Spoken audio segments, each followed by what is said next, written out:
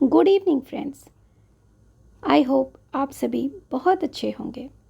साहित्य सुरभि चैनल पर मैं आप सभी का बहुत स्वागत करती हूँ। आज मैं आप सभी के लिए झारखंड के संथाल परगना की एक लोक कथा लेकर आई हूँ। इस कथा का शीर्षक है चार योगी। एक समय की बात है, चार योगी एक साथ भिक्षाटन के लिए निकल पड़े।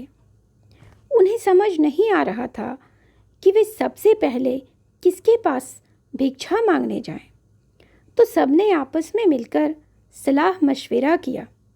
अंततः वे इस नतीजे पर पहुंचे कि क्यों न सर्वप्रथम राज दरबार जाकर राजा से ही भिक्षा ली जाए। तो वे राजा से भिक्षा लेने के निश्चय के साथ राज दरबार की ओर निकल पड़े। साथ ही उन्होंने राजा को शुभकामना संदेश देने की भी योजना बनाई। उन्हें लगा कि सुंदर शुभकामना संदेश पाकर राजा अवश्य प्रसन्न होंगे। अब भोले भाले योगियों को लिखना पढ़ना तो आता नहीं था, अतः उन्होंने एक राहगीर से कहा कि कृपया हमारे लिए कुछ शुभकामना संदेश लिख दीजिए। तो वह राहगीर तैयार हो गया और उसने कुछ अर्थहीन सा अपनी इच्छा से एक पर्ची में कुछ संदेश लिखकर इन योगियों के हाथ में थमा दिया।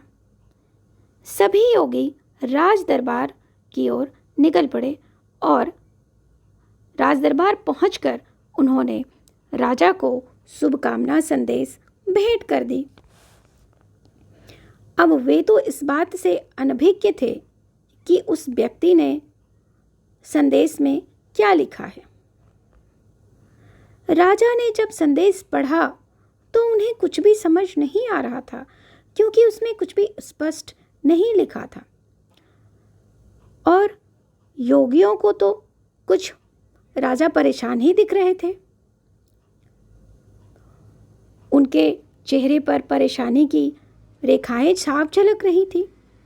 तो योगियों को लगा कि पता नहीं कुछ गलत तो न लिखा है इस शुभकामना संदेश में। भला राजा परेशान क्यों हो रहे इस संदेश को पढ़कर। अब उन्हें तो पढ़ना आता नहीं था, इसलिए वे समझ भी न पा रहे थे राजा की परेशानी का सबब। तो उन्होंने वहां से खिसक लेने में ही भलाई समझी और वे चुपचाप वहां से खिसक लिए। वस्तुतः उस शुभकामना संदेश में राजा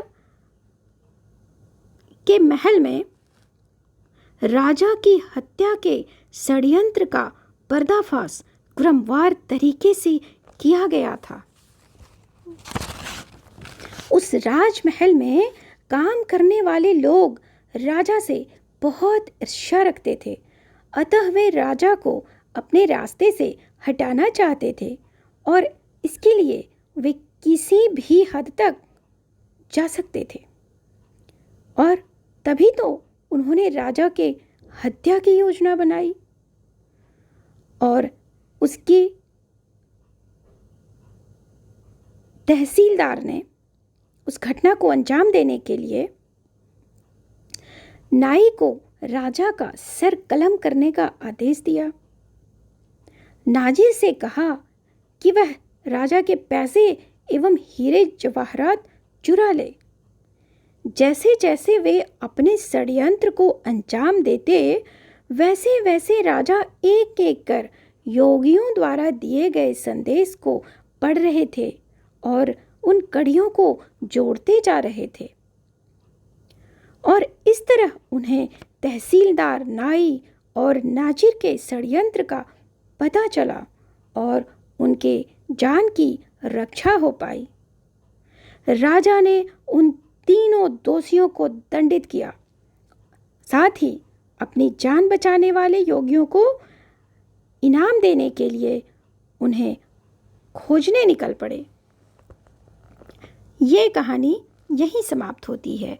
फिर एक नई कहानी के साथ आप सबसे मिलती हूँ, तब तक के लिए विदा लेती हूँ आप सबों से। आप सब अपना बहुत ख्याल रखें। शुभ रात्रि, सब्बा खैर, टेक केयर, बाय बाय।